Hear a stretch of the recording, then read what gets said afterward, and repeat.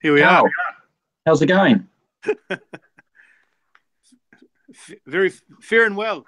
Awesome, that's great. So, if you just give me 2 seconds, my friend, I'll just check we should be live. Yes, we are. We're live. So, welcome, my friend, to our hopefully the first of many chats that we're going to have on the Rolling Stones. So, what I'd like to do, if that's okay, is just do a brief outline of what we discussed a couple of days ago. Yep. By way of an introduction. Carl, I'm actually, personally, I'm humbled by Carl wanting to participate in this hangout with us because Carl is an extraordinary person when it comes to blues music and the Rolling Stones. In fact, I've got to thank Carl for my time with him over the last couple of years, being instrumental in pushing me towards a deeper understanding of blues music as a guitarist and the Rolling Stones. So I appreciate that, mate. If it wasn't for you, I'd still be trying to work out a few things. Hey, it's all about what's the word? It's about sharing. It's we've all got we're all on the same journey. We've just taken different journeys to get there. Oh, absolutely, absolutely, and for anybody that's going to be joining us live or watching, I'm just going to turn up my mic, mate. Hey, do you suggest a book?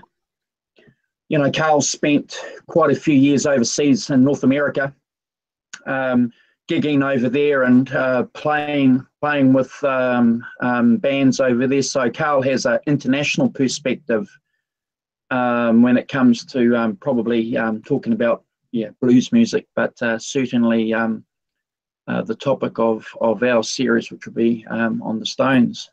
So Carl, can I get things off by asking you? Yes. What attracted you to the Rolling Stones? How did you get into the Stones? What's your history there? How did you become a Stones nut? Through my dad, really. Can you first of all, can you hear me crystal clear? Can you hear me? Yep, keep talking. Yep, I can hear you, mate. I don't need headphones. No, you're fine. Oh, awesome. We've got Locking Nuts. Locking Nuts, a friend in America is watching us. So, awesome. Yeah, cheers, Locking Nuts. Before I could read or write, no joke, we all have childhood memories. My first memories as a child was three memories was my first day at school. Second memory was riding a bike and my uncle behind me, and he took the hands off and I could ride a two-wheeler. And my third memory was just asking my dad for a Rolling Stones tape. I don't know where it came from. It just hit me. I said, Dad, do you have any Rolling Stones tapes? And I couldn't even read or write. I was young. He said, yeah, I do. Matter of fact, I've got Get Your Yayas out on tape cassette.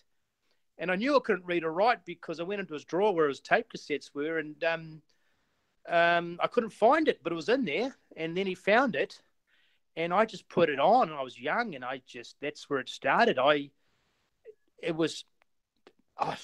know, it was like, it's hard to describe. It was just like Nirvana. It was like musical Nirvana to me. Yeah. But I was in my blood because my dad and his brother had record collections, and my mum's two brothers had big record collections, and they were all big Stones guys. So when my dad was in his teens, he told me the story. He said, "Don't tell your mother this," but he was driving down Cobham Drive, listening to Get Your Yayas out, throwing up out of the window while he was driving. So just good rock and roll, good party music. And they were a bit worried about me being 8 listening to that music. But, hey, you got to listen to something.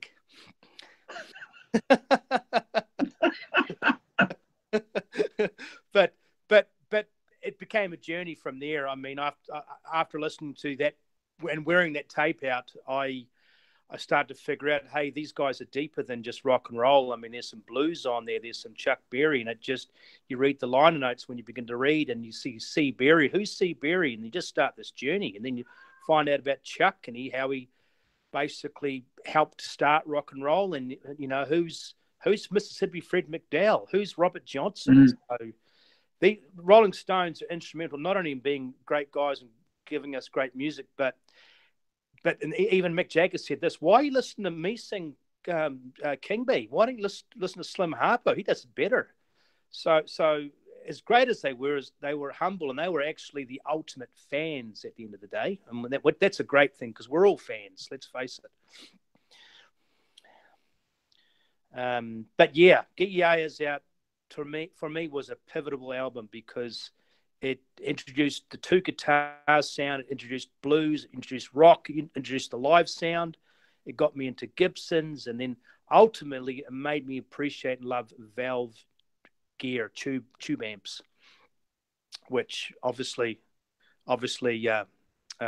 we all, as guitar players, we all love. Can you hear me? Yeah, well, I've seen you play so many times. So yeah, I can appreciate the history that you come from. I suppose for me, I came to the Stones probably when I was about 13 or 14. I was a Beatles nut, but like you, I was introduced to them through an uncle who was a Beatles nut and played in a band. Yep. And the first song that I remember hearing is the chords to Street Fighting Man. Wow. And was an epiphany. It blew me away. And yep.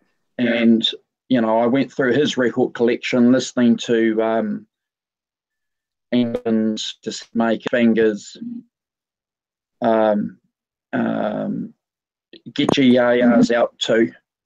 But yep. I remember Carl listening to that music when I was about 13 or 14. Yep. And I didn't get it. It was growing up music, that's yep. I knew that. I was listening to something that was growing up. Yep. I liked the sounds that I was hearing. And listen to that music, and I remember a few years later listening to or getting hold of a copy of Exile on Main Street, and being blown away by that album. And the Rolling Stones were always music in my background, because I was a Clapton nut. Yep. And about 2007, I decided that I would play the guitar properly. Yes. And that happened because I was listening to that Eric Clapton and John Mayall album, The Blues Breakers, and I remember hearing that thinking, oh my God. Absolutely. This is great. The crunch. And then yeah, like you. And so I was listening to Clapton again, trying to figure out some Clapton licks. And then when I met you about 5 years ago, yep, and you and I were having a chat, and you said, "No, you're a Stones nut," and I said, "Oh, okay." so I went back, and I was listening to the Stones as a guitar player. Yes, and that blew my socks off, because Keith Richards, you remember, this Telecaster here, and tuning that to Open G. And working out how to play, Honky Tonk Woman in Open G. And that was it. That was the source, Yes. Trying to play it in standard tuning just didn't work. So I fell in love with the Stones. Yes. 5 years ago, from a guitar player's perspective. Does that make sense? Absolutely. What I liked about the Stones too, I mean, we can go on about Brian Jones and Keith, and then Mick, and then Ron Wood, and all the guitar players they had. But I think let's face it, Keith was there at the beginning, he's there now, but he taught us all how to be good guitar players, and through his less is more approach, because he said, I'm sorry, I'm not a guitar hero. I missed out on the paperwork. Where is it? I didn't even fill it out. He taught us that less is more, 3 chords. I mean, it's just incredible. He taught me personally, the value of rhythm guitar, and how, along with the bass and the drums, that was the backbone of the Rolling Stones sound was Keith's, obviously, his strong rhythm, and especially after from Beggars Banquet onwards with that open tuning, that became their signature sound. It was the Holy Grail. It was the Holy Grail for me. I remember tuning to OG. Yes. And playing through an amp and overdrive pedal, and oh my God, yes, that sound. And you and I had many discussions. Like I remember saying to you, playing an open G, yes, forced me as a guitar player to slow down. Absolutely. Absolutely. Is it behind the beat? I don't. He plays. It's almost like there's a bit of reggae in there, or an unusual rhythm that he does, but it works, and he gets a lot of power out of that sound. It's definitely unique, and from a guitarist perspective, he basically broke all the rules, because no one had done that before. They'd played open chords with a slide. He said, I'll try a different approach. How about I play some chords, and purely, I guess part of it might have been experimental, part of it might have been by accident, but I mean, there's no other way that Jumping Jack Flash and Honky Tonk Woman and Brown Sugar and Rock Soft can sound any other way but in open tuning. You can't do it. So yeah, I mean, we can get into a deeper discussion about who to thank for that, but we'll just keep it with Keith for now. But he's taught us all how to be less is more, I think. Well, he's said quite a few times, and even in his biography, that he heard this sound. There was the sound ringing in his head, and it wasn't until he tuned his guitar into open G and got that drone, and that supernatural sound, this tone that he said goes back in time. Yep. So I think that's the unique thing about Keith, I suppose, is that he had this idea of the sound, and he was obviously building towards it, wasn't he, through his career? Oh, absolutely. To arrive at this period where he could have that open G tuning and change the world. Well, my research tells me, just through listening to all those early records, he'd pretty much reached his pinnacle as a guitar player up to late '67. His guitar playing was, I always liked the sound prior to his signature sound, because there's always, little bluesy licks and very Chuck Berry orientated.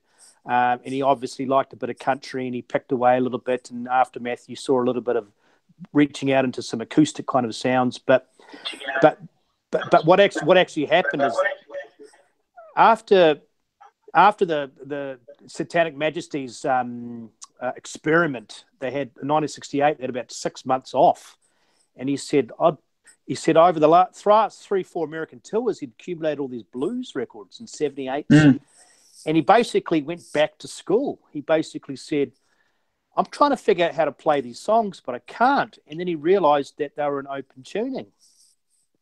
And with the help of maybe Brian or some friends, definitely Ry Cooder, he basically figured out how to, especially with Robert Johnson and Fred McDowell, he figured out that they were in different keys and different tunings, and basically almost learned how to play the guitar again. And by accident, it became his signature sound.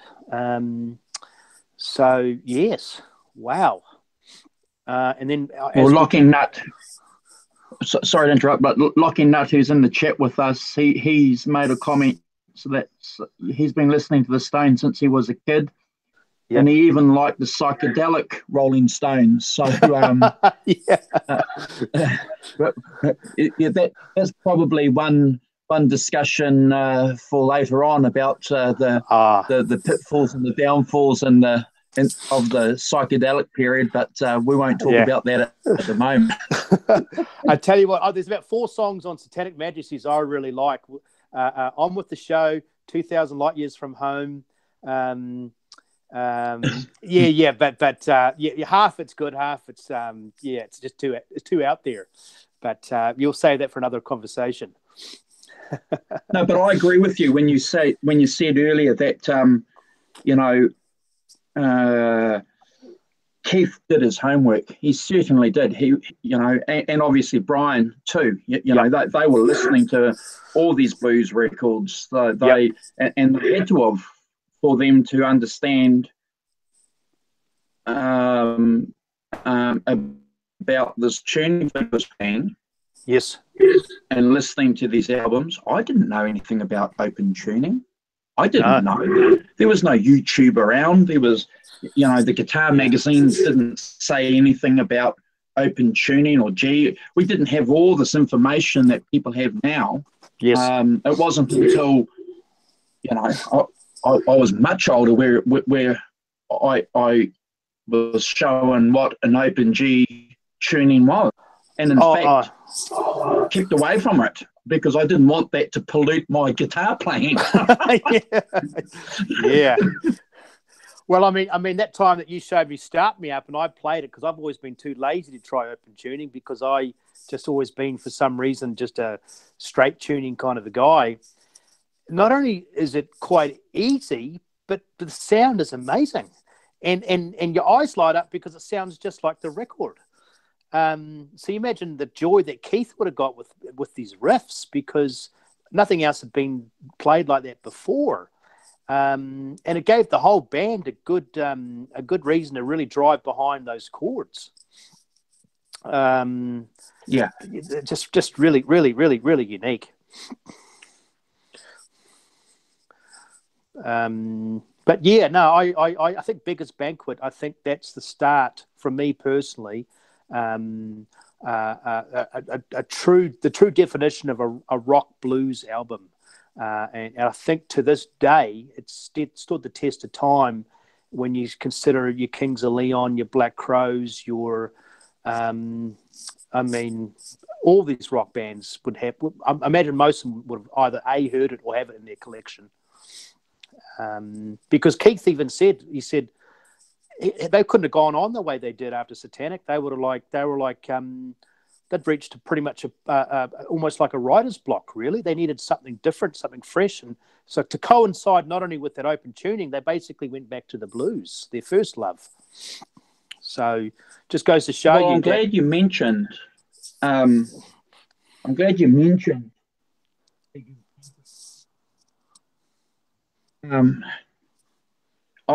said to you before that this book here, Experiencing the Rolling Stones, it's a mandatory book for any Stones nut.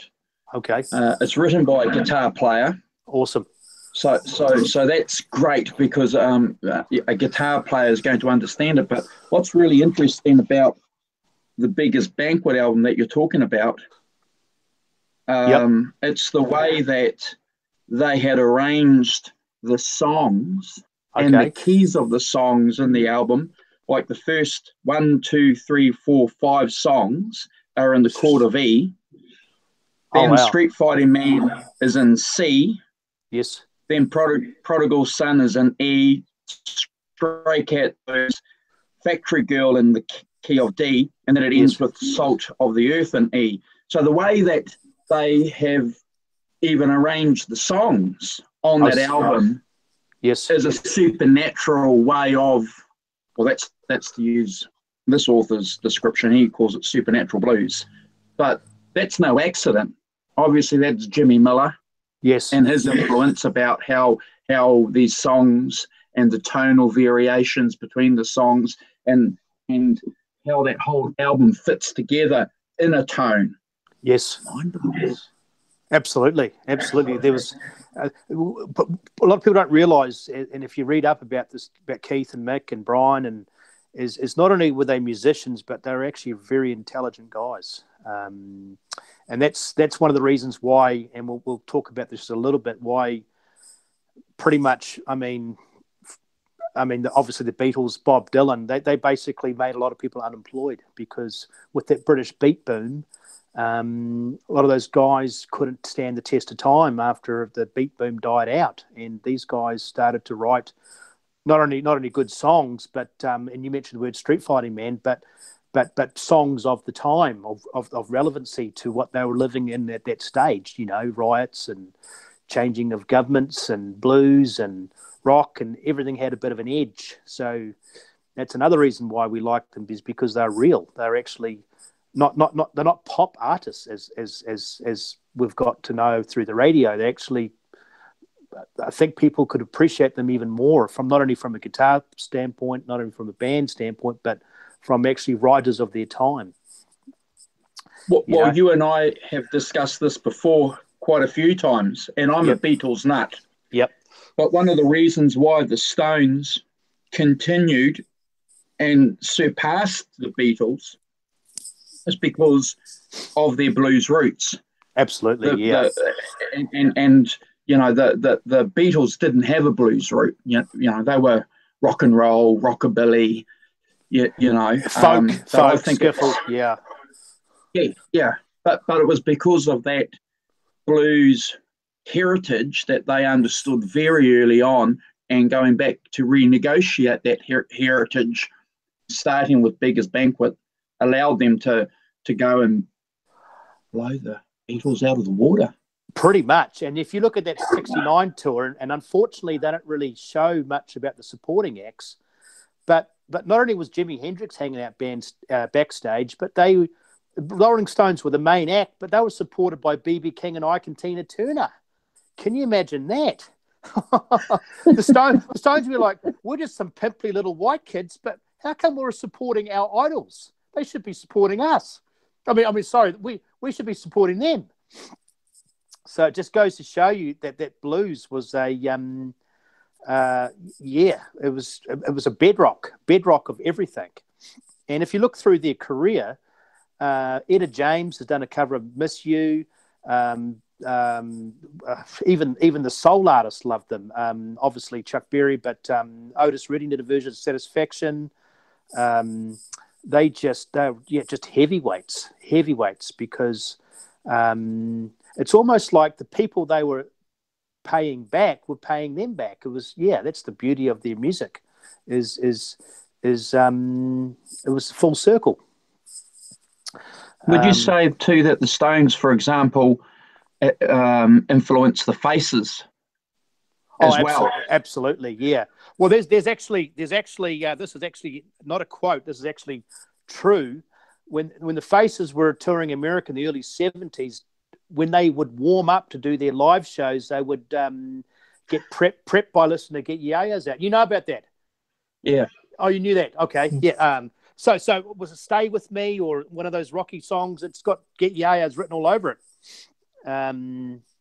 Obviously, Rod Stewart was a strong personality, and he had his own kind of swagger. But I think deep down, especially Ron and Ronnie Wood and the backing guys were big Stones fans, because they realised that, in order to be a good band, you've got to be a great live band, and you've got to have your blues roots.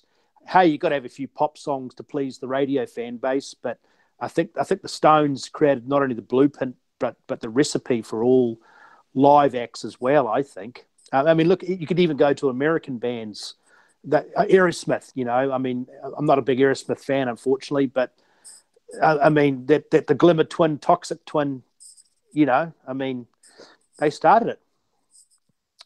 Oh, and they influenced too, I'm sure, and I've had a few people disagree with me, but I'm, they influenced the Allman Brothers, in the way that the Allman Brothers presented their live act. Okay, that's a good point. Could you expand on that? Okay, so we all know that the British blues guys saved the blues. That's it. Yep. The guys that were doing blues in America were taking blues down the crooner path, the lounge music. Yep. Turning it to doo-wop and that kind of. And then you had Fleetwood Mac, yes, Peter Green, the Rolling Stones, Eric Clapton, yes, Jeepers, Yardbirds, yes, all these guys catching fire through the blues music scene, reintroducing that back to America, which we know is was a great thing. A lot of these black blues musicians managed to earn some money for a change because of it. Absolutely. And the Allman Brothers, seeing that rock and roll aspect of what the Rolling Stones were doing, and they incorporated that into their setup. Yep. When you look at the Allman Brothers, I see that. I see that 68, 69. I see the Stones. Yes. Well, definitely the Gibson, and I'm assuming they played through Marshall amps. Probably. Yeah, probably. But and I don't want to hype up the discussion, but I imagine Dwayne, and to a lesser extent Dickie, definitely got caught up in the guitar hero aspect, and not guitar hero like ego, but guitar hero like when you said about British blues. I mean, can you imagine being a 17-year-old and seeing Keith live, or Eric Clapton live, or Peter Green from England, and they're playing your music, which is in your country, but unfortunately you can't listen to it because it's segregated on the radio stations. Absolutely. These guys would have seemed larger than life.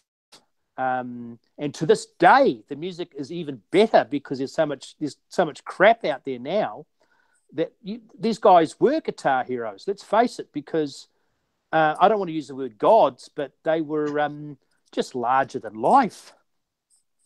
They just wailed. Let's face it. I mean, and you are right. I mean, the Allman Brothers, they had good point, great point, because Rocky Dijon did the congas, I think, on Sympathy for the Devil, and then obviously and Santana as well, but would have got a bit from the Stones. They incorporated that Latin percussion that from that Sympathy for the Devil, that kind of rumba sound, incorporated that to a live act, and obviously you had two Gibson guitars. So as good as Brian was, I think when they brought upon Mick Taylor with the '69 tour, you had a bona fide two guitar sound with a wailing lead and a crunching rhythm and just a driving rhythm section and a fantastic, amazing, enthusiastic one in a million showman and Mick Jagger. That's why they. Sorry to interrupt, Carl, but Dave Byron, hey everyone. I agree. The British did help save the blues and respected it. Yes. And Robin Trow totally respected Albert King, of course. Absolutely, yes. Well, there's those famous pictures of, as we know, Eric Clapton learning note for note Strange Brew from the Pretty Woman song, Albert King. There's a picture of him with one of those, what are those turntables, those compact turntables that you can carry around, and he's got the Albert King album. That's correct. But I will say, in fairness to some blues acts in America, the one good blues act that really helped was Paul Butterfield, Mike Bloomfield. They were heavyweights, but they didn't have a lot of support because obviously they were passionate like the Stones and to Yardbirds to a lesser extent, but there wasn't a whole bunch of good white blues acts in America. I would say you've hit the nail on the head. Yep. That would be probably it. And Jeepers, what a great band they were. Absolutely. Oh my gosh. And once again, Mike Bloomfield, he's hard to pinpoint because he started out as a solo, not a solo act, but he had a solo album before he played with Butterfield, but he played a telly. And then obviously his signature period was when he was playing the Gibson Les Paul, which obviously he must have got that through, possibly influenced by Eric and Keith and the British blues sound. Oh, and you know what I like about these guys is that they actually put their money with, you know, Mike came from an affluent family. Yes. He was back on that family, went to Chicago, hung out with these guys, and he was accepted for what he was as a guitar player by these giants. Yes. The same with Keith and Mick. You know, they lived the life. They weren't pretending to be anybody that they weren't. Well, that's what separated them from all the pop bands. Like I said before, and it's during the Pacemaker said, "Hey fellas, we're unemployed," because that blues background that gave them a bedrock. After a while, when the social movement came into play and the young kids started to grow longer hair and get sideburns and wanted to question things, they didn't want to hear pop anymore. They wanted to hear rock and blues, and they wanted to change the world, you know. And some bands, became unemployed, and other bands became stronger. So it's the Stones and the Beatles and the British blues are a timeline of that period, and that's etched in our minds. Turn off the radio and put on a record.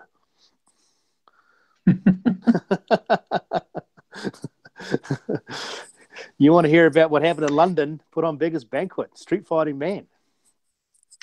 Well, I've said this to you before. You know, I remember when I was in high school. You know, I've always been behind the times, so it's nothing new. But you know, I remember being in high school, 13 or 14, and you know, people were saying to me, "What music do you listen to?" Because you know that was the key back then into social groups. What music did you listen to? Absolutely. You know, So I remember people saying that to me, and I listened to the Beatles and the Rolling Stones, and you know, and I remember people saying, "Huh? Man, that's old, man." Well, what are you listening to that old crap for? You know, and I didn't take it personally. I was listening to a lot of contemporary music at the time, but I always remember saying that, listening to the Stones and the Beatles, that was the music. Yeah. Oh, I had the same thing at school. I was considered a bit weird or a bit eccentric or out there because I had a purple suede leather record bag that was supposed to be a school bag, but it was designed to hold records, and people looked at me strange. But that was my passion, was not only buying records, but sticking to my guns and saying this is the music I like. And funnily enough, today, I had a friend from Auckland who I might suggest may join this discussion, said he watched a Brian Jones documentary and he's fascinated by the Stones. He's realised now as he's grown up that these bands, by the way, he just had a daughter yesterday who was middle name's George after George Harrison, new baby. Awesome. Yeah, great. But he's realised that, this music is real. It's rock solid. It's got a foundation. You can learn from it, and you can branch out and find out about Muddy Waters and Howling Wolf. And we mentioned the slide guitar players, and it just goes on and on and on. Well, all these pop bands, they just had a team of songwriters around them. They gave, like Mick Jagger said, they had a whole bunch of cool haircuts and murdered Little Richard songs. Pat Boone and Fabian and all these one-hit wonders that I guess they were considered safe. That's and the TV producers and the media wanted safe people on stage to do what they were told to do. But the Stones and the Beatles said, no, I'm not going to swear. They said, yes, screw that.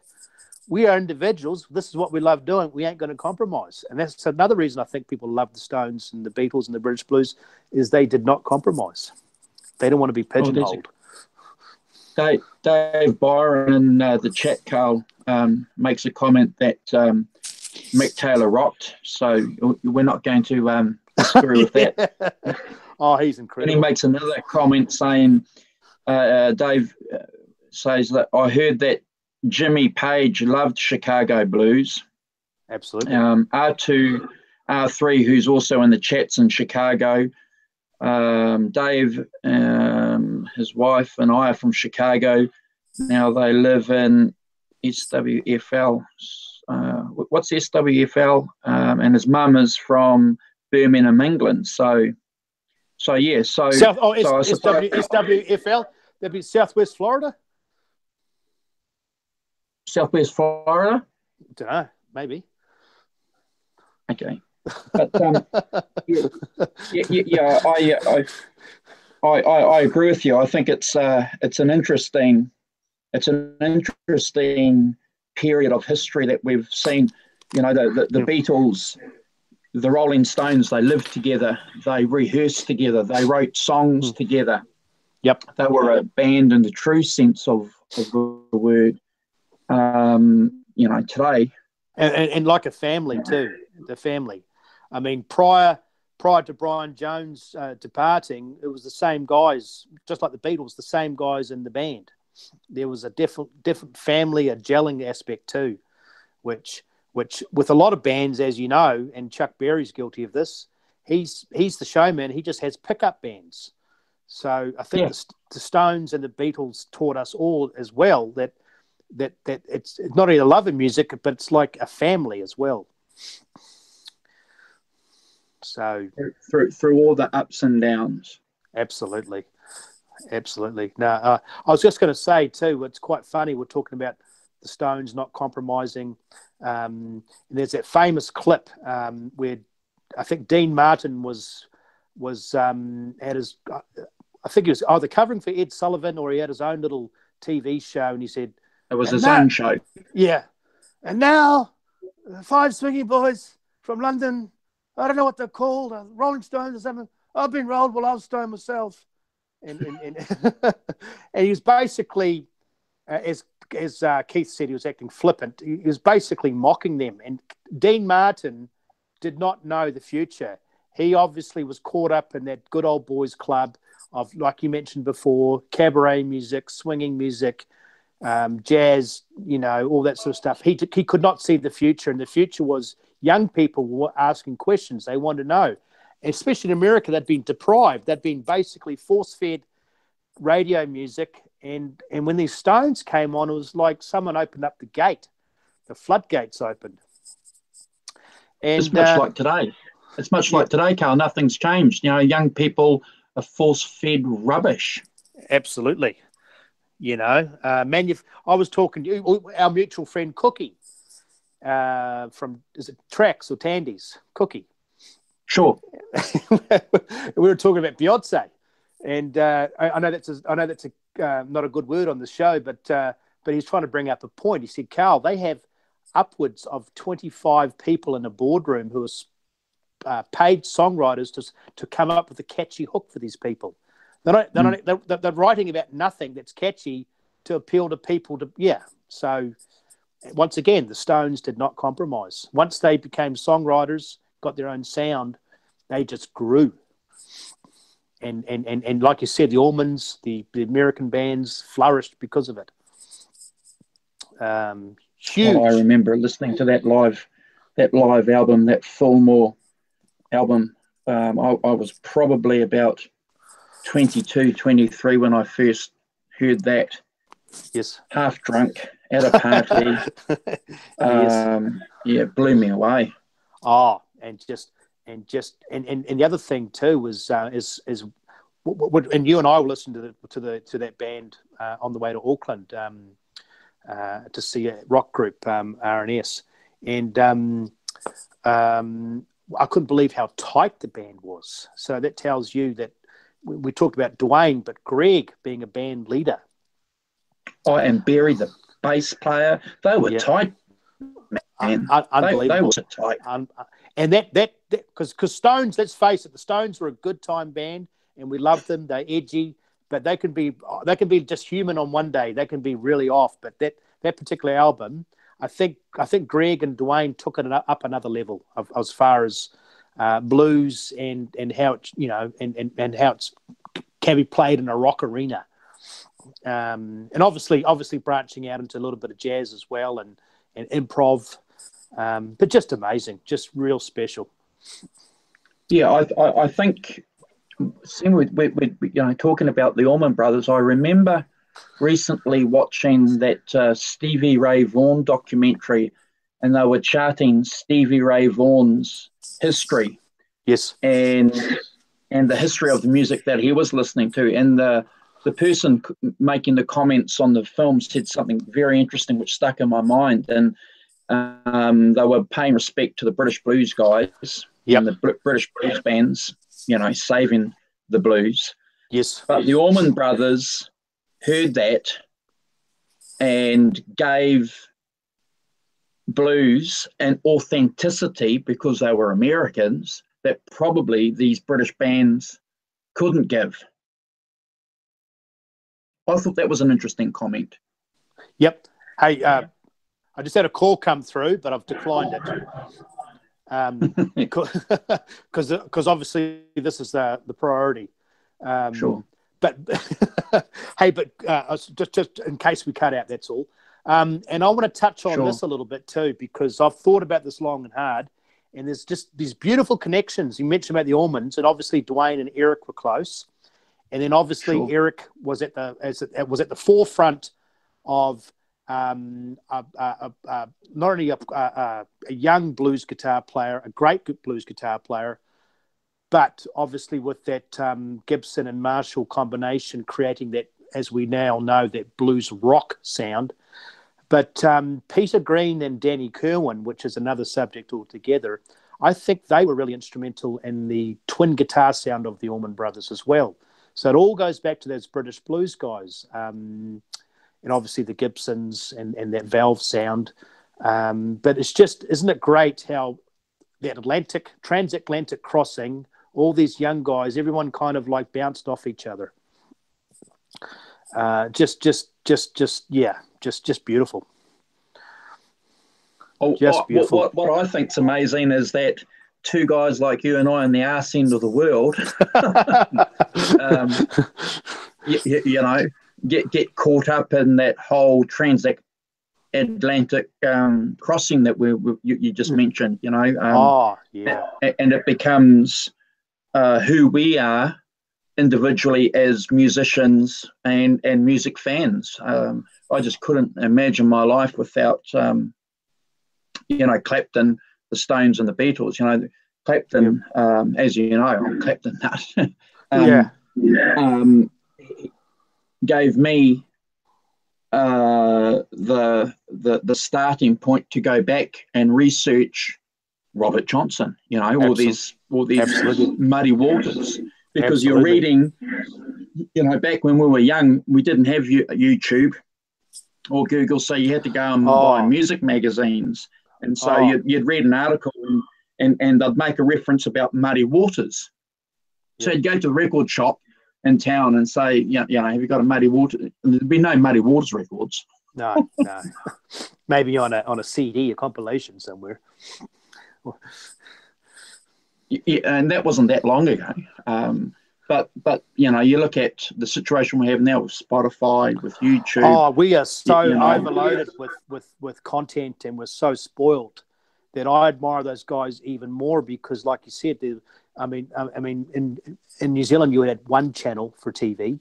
Maybe in England you had 4 channels. Maybe in America you had 10 channels. But these guys had to go to bootleg radio stations or maybe a blues hour for 2 hours only on a Saturday night, and basically stick their ear next to the radio and try and figure out these chords and these tunings. I mean, these guys were.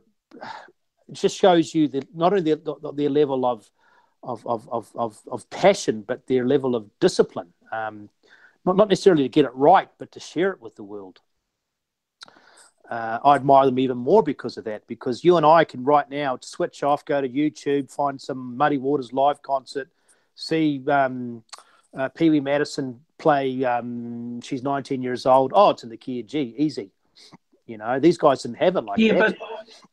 But you did that too, to an extent. You know, I remember you telling me that what one of the pivotal points in your life about becoming a guitar player was when you packed up, grabbed your guitar, took an amp, and went and picked fruit for.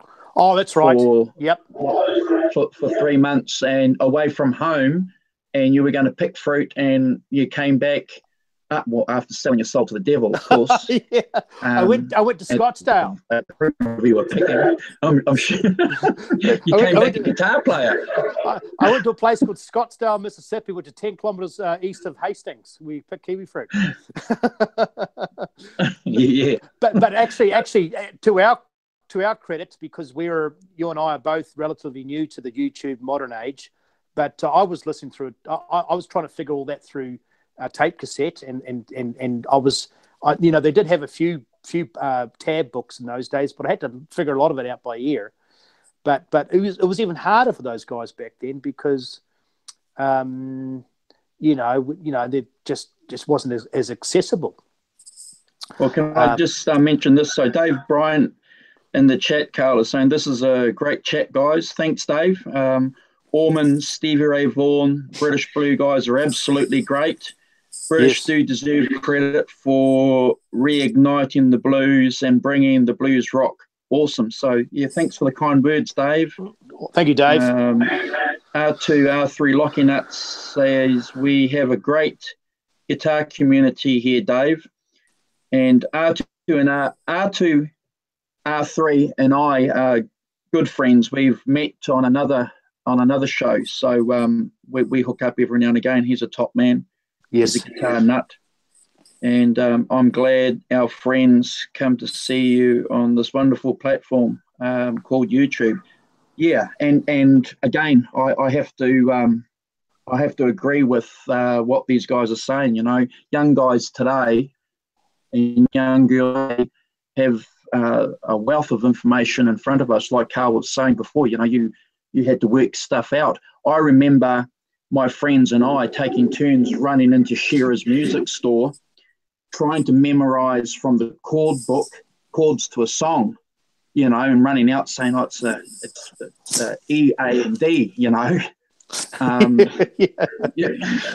Or you're hoping that you were at a party and someone picked up a guitar and they were obviously, definitely in my case, better than me, and just trying to memorize what they were doing. Because, yeah, it wasn't easy. Man, I better tell you what, looking back though, and that's one thing again the Stones taught me was to have passion for it. And let's touch on how important Chuck Berry was too, as the driving force. You just listen to that Get Your Ya-Ya's album out, and that Give Me Shelter, and it's just chock full of Berry links. Yeah, absolutely. I mean, Keith idolized Chuck Berry. I mean, obviously, and even we talked about Eric Clapton. Before Eric Clapton got some serious chops, he started out playing. Well, I mean, especially with the Yardbirds, they did. Was it No More Monkey Business? That's correct. Yeah, they did a couple of Chuck covers. I think there was a story too that Eric was such a keen music enthusiast before he went on his little what do they call that, where you go away for 6 months and you come back, and is it sabbatical or something? Yeah. But he would get really drunk and sing Little Queenie at the Marquee. Have you heard that story? Yeah. Oh, you have heard that story. Apparently, he couldn't even play guitar there, yeah. But he loved the music so much, and he had to get drunk, enough courage to go up and he sung Little Queenie. And then Keith said, this is Keith's own words, and everybody was miffed, could not believe it. Eric Clapton disappeared, came back, and just blew everybody away. Well, you just listen to that album he did with John Mayall. You know, 20 years old with that Marshall amp, and you know all the technicians. We're familiar with the story saying you got to turn it down, and he said no, and he turned it up to 10. Oh, that's right. The technicians are looking at John, and John's saying, "Do what he says." Something special's happening. Yeah. Instrumental.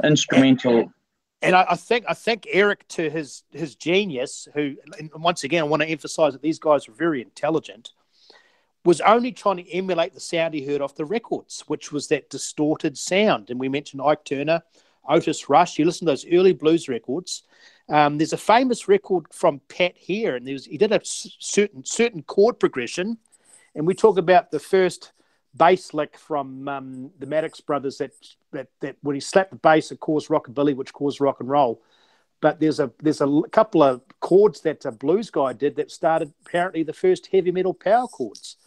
And a lot of that music was brought about by small amps overdriven to get that real raw sound, and that's what Eric Clapton was trying to do. He like I said before, these guys, they didn't want to compromise.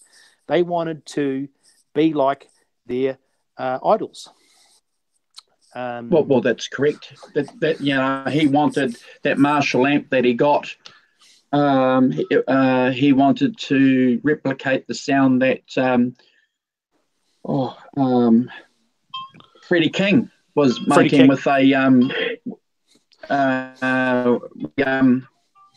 Bassman, with a Fender Bassman or something. That's right. Like that's that. That's right. And in America, they were fortunate, obviously, because Fender amps were made there, and obviously everything was cheaper and more accessible, that they could have these big amps in these big studios and get that big sound. In England, they couldn't do that because obviously it was unheard of. And that's, I think, Eric, and we've talked about this before, because of that JM Marshall 45 watt amp, it was Jim Marshall basically prompted him to build bigger and better, for lack of a better word, not better, but other amps to compensate that sound, right?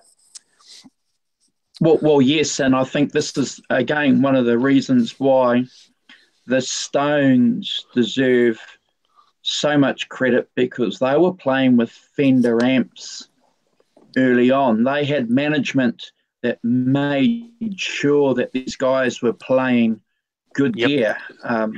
You look at the Beatles, the Beatles were playing Vox amps. Now I'm not knocking Vox amps. I had a AC-15. They're great amps, but you just can't compare, these Vox amps to what the Stones were playing, through these Fenders. It was remarkable. But I think that definitely the first album, possibly remnants of the second album, and you've had a Vox, and I've heard the Vox, and I love the Vox. The Vox brought out a nice sound, but you are right. When they came back from either their first or second American tour, and we've seen the old vintage photos, they brought back those Fender amps, which to this day are obviously legendary amps. Was it the Fender Dulux or the Super Reverbs? I'm not sure.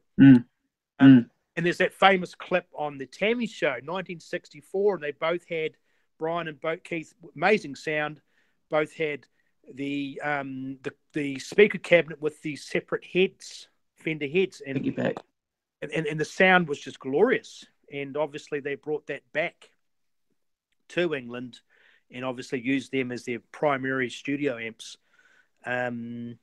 So just fascinating, absolutely fascinating. I mean, and then once again, you and I we're obviously passionate about it, and we can go on different tangents, but there's just so much to discuss. Well, that's right, and I'm glad that that you have agreed to do this, because we've been talking about it for a while. There's been a few guys on the Facebook group that we belong to that may show some interest and join us. So hopefully that might happen in the future. Locking Nuts made a comment. Rolling Stones had good equipment to play when they came back from the US, and that's correct. Absolutely, we just said that, and that gave them, I think, the professional edge but also indicated the seriousness of what music was for these guys. You know, they wanted the best gear, but also the management. You know, let's not knock that away, and their management made sure that they had good gear. Absolutely. You know, Keith was playing Epiphone Casino before George and John, 2 years before them. Well, let's break up the good flow with a little bit of humour. The only reason Bill Wyman got hired was he had 3 amps. yeah. You know, Keith was playing a Gibson. You know, Les Paul early on. Was that famous shot of him with that Levi's denim jacket on? Yes, absolutely. You're exactly right. Andrew Luke Oldham and some of the managers would definitely have made sure that they had enough budget to make, because let's face it, these guys were gold. Get them the best gear. Which leads us on to obviously Brian and his Vox guitar as a different sound to Keith's Gibson sound. So yeah, it just goes on and on. Hey, I appreciate it, Carl. Yep. I appreciate the chat. Before we wrap the first show up, Dave Bryant's made a comment. Byron's made a comment saying Jim was trying to build an amp that would rival the Fender. Oh, that's correct. But instead, getting his amps to be cleaner than Fenders, and Marshalls went the other way, and history was made. So, yeah, good point. Yeah, absolutely, because we've you and I are both determined, and I'm still learning every day. Obviously, and they're all on a budget. They could only probably get amps that were accessible to them in their country, and obviously Vox, as we know, are great British amps. And then obviously, so Marshall came out of nowhere and actually had a great sound. But because they brought the Fenders back, it gave Marshall something to work on as a comparative. Is that right? Yeah. Well, I played a JTM 45. That's the reissue. Yep. Of that famous Blues Breaker amp that used a couple of years ago. You might remember I told you this at the local rock shop. You know, it was a 4,999 5K amp. But boy, wow. Gosh, great. Mate,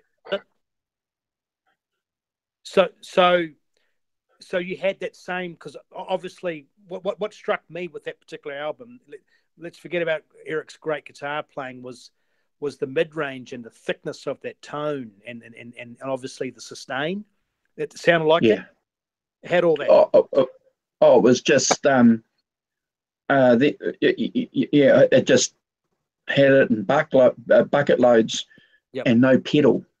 You know, there was no pedal. It was just you might remember I said to you that I did a sound test with my vintage Lemon Drop. This here, which is a $1,000 guitar. Is that the Peter Green one? Yeah, that's the vintage Lemon Drop, the Peter Green one. That's got the reverse pickups. Yep. But I went in there on a Sunday, and they had a custom shop Les Paul in there for 10 grand, and I took this in there, and I played it through that Marshall amp, the JTM 45, and this is no bull. The guys couldn't tell the difference between the $1,000 guitar, wow, and the $10,000 guitar. Obviously, there is a difference, you know, in the guitars, but these are guys who work, and they're pretty good. You know, they know their stuff. Couldn't tell the difference, and that's how good the amp was. Wow. Yes, of course. $5 grand though, a lot of money, man, for an amp. Yes. You still have your Fender Tube amp? Yeah. Absolutely. Hey, you've got I'll. a new fan. Madria Rico has asked to join the Rolling Stones fan page. What was that? Sorry, mate. I just got a pop up that someone wanted to join your Rolling Stones fan page. Madrid. Okay. Yeah. Oh, is that a separate thing? Is that? So, nice guitar. Yeah. Thanks to R3. Yeah, it is a good guitar. Yep. Yeah. One day we'll crank it up. We'll have a show and we'll crank it up. And anyone who's listening, another great thing I've gotten to know as far as being friendly with Andrew and sharing our experiences is Andrew's got a remarkable collection of good guitars, and it's always a joy to listen to them because they are. Well, I'll get there one day. I've had a few, lost a few, but that's another part of the journey is just not only sharing the music, but actually trying to play the music. Well, that's it. I don't do anything anymore other than guitars. so that's my that you certainly that's my passion, guitars and music. So yeah, but I appreciate this. So are you keen to do this weekly? Absolutely. I mean, it's just there's a treasure chest full of things we can discuss, and it's just it'd be a joy to be a part of. I think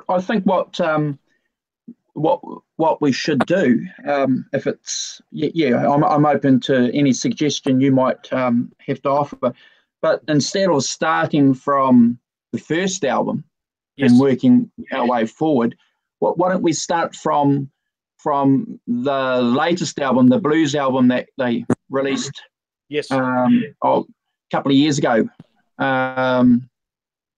What's it called? Blue and Lonesome. Blue and Lonesome. Which, by the way, talk about maybe pick your first, the two songs on that album that you particularly like, and why. Oh, absolutely. Well, I mean, case in point would be, and I saw this. Thank you to YouTube, and I think you might have seen it when. I think that album had just come out, and a reporter went around to Keith's house, and Keith, with his his laughter and his you can't hear a word he's saying, but they put on that Little Walter song, Blue and Lonesome, and Keith said he had shivers up his spine. He said it's just like hearing it for the first time, just how spooky the music was. Blue and Lonesome. Yes, and if you actually listen to it, it is spooky. It's just unbelievable. So.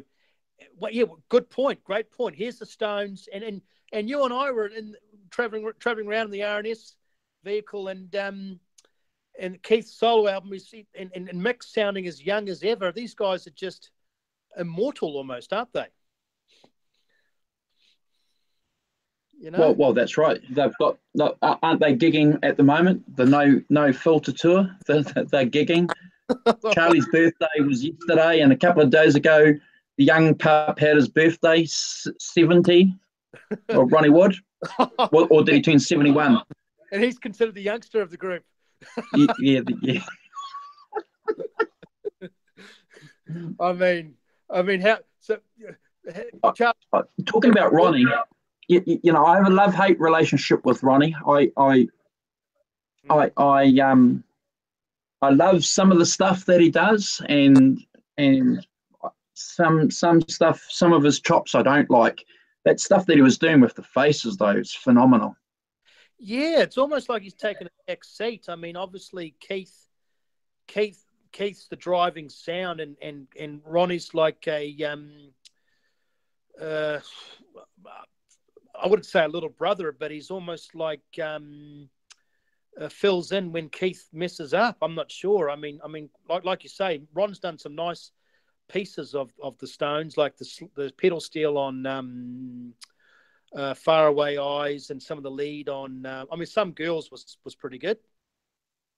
But I'm like you. There's nothing like standing out, like hitting me in the face, like wow, you know. I think by the time Ron had joined, and this is another discussion, the Stones were already pretty much cemented in doing worldwide tours and selling out arenas. It was already a given. Ronnie possibly had the easiest job in the world. You know, it was already established. I think what Keith was looking for, more importantly, after the tenure of Mick Taylor, he was looking for a personality. He was looking for a person, as opposed to, we've got to get this guitar player. You know, we need this guitar player. Yes. And I think Keith, he wanted someone that he could, you know, hang out with, that understood him on a personal level. And certainly Ronnie was that man. Well, Mick Taylor, as we know, as guitar player, he was. We talked about the British blues heroes and the John Mayall School of Guitars, the Eric Clapton, Peter Green, and the third being Mick Taylor. He was just extraordinary. He soared like an eagle with those solos, where Keith was a bit more down to earth, a bit more rugged, a bit more raw. So Mick was going in one direction, and Keith was going the other, and it still to this day was their most classic period, most successful period, most. I mean, if that was those 5 albums is the core of all the Stones, I think. But you're right. I think Keith was basically saying. Well, don't forget, you know, Ronnie played bass on Jeff Beck's first solo album, didn't he? Oh, 1968. Yeah, they did. Truth. And I think Rod Stewart did a bit of solo vocals on there, didn't he, as well, isn't he? Or it was called Truth, eh? Yeah. Awesome album. Oh, great album. But getting back to Ron and Keith, like you say, I think Keith wanted a playing partner, like that. You know, that Keith's mentioned that word many a time, the interweaving. He didn't have that with Mick. Mick was extraordinary. He was guitar player's guitar player. He was one of those guys that, you know, knew scales inside out and knew like Mike Bloomfield we talked about before, could branch out and just hit notes like you wouldn't expect. And Keith couldn't keep up. But Keith knew that the core of sound of the band was basically a raw garage rock and roll style of band. You know. Well, what changed my mind about Ronnie was watching that live at Hampton Downs, and also that DVD that came out where they're playing in England, and you could hear clearly how good Ronnie was. Yes. Well, he's very. Is it Hampton? Hampton. The 81 tour, 82. 81 tour, yeah. Yep. My personal opinion, this is my personal opinion. I think when Ron joined, their sound changed. It changed for better or worse. I wasn't the biggest fan of it, but they had the 2 Fender sound. With Mick, there was always Mick Taylor. There was always that Gibson humbucking sound, which I like, those soaring solos with that thick tone. Ronnie's sound was quite not thin, but very, very bright. Let's face it. Oh, that's why Sticky Fingers is so darn good, man. You know, can't you hear me knocking? It's just so good because of exactly what you've just said. You've got the Telecaster, and the with the Les Paul or the SG that Mick's playing. It's phenomenal. Absolutely. And I know that we've discussed this, and we're going to argue about this, but I was always an Eric Clapton fan through his Gibson playing years. That tone. I know he's a wonderful Strat player, and I love his Strat music. But when you have 2 Strats, just my personal opinion, and I'm a bit nitpicky, it's just a fraction bright. Well, if you have this, the tongue with the the Clapton mid boost and the TBX, you can make this sound Yes. like just as good as a Gibson. Right. And let's face it, from a guitar player's perspective, you and I can both relate to this. Gibsons are heavy, and Strats and Tellys are very versatile. So after a while, you just get used to that contour, the sound, the neck. You don't necessarily become lazy, but it just becomes part of your artillery, your third arm. Oh, for sure. And, you know, as good as that is, you know, this is a heavy piece of wood, man. You know, It's a slab of wood. But you know, there's just something about a Strat, you know. And again, this is my opinion. You know, just the way that it feels. Yep. You know, you can't go wrong with a Strat.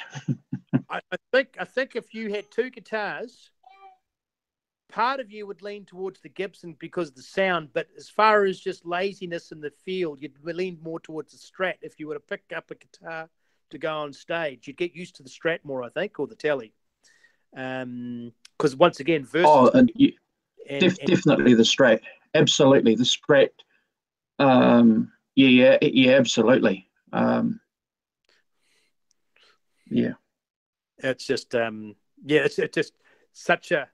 I mean, that's a discussion within itself. The guitars that the Stones use, but no, we've touched on some good subjects tonight. Obviously the blues, Beggar's Banquet, the personalities, how they've enriched our lives, how they were the ultimate fans, and how they've not only helped other bands but complemented other bands, and bands have repaid them back by making their music great, you know, and it all goes back to their first love, which is the blues.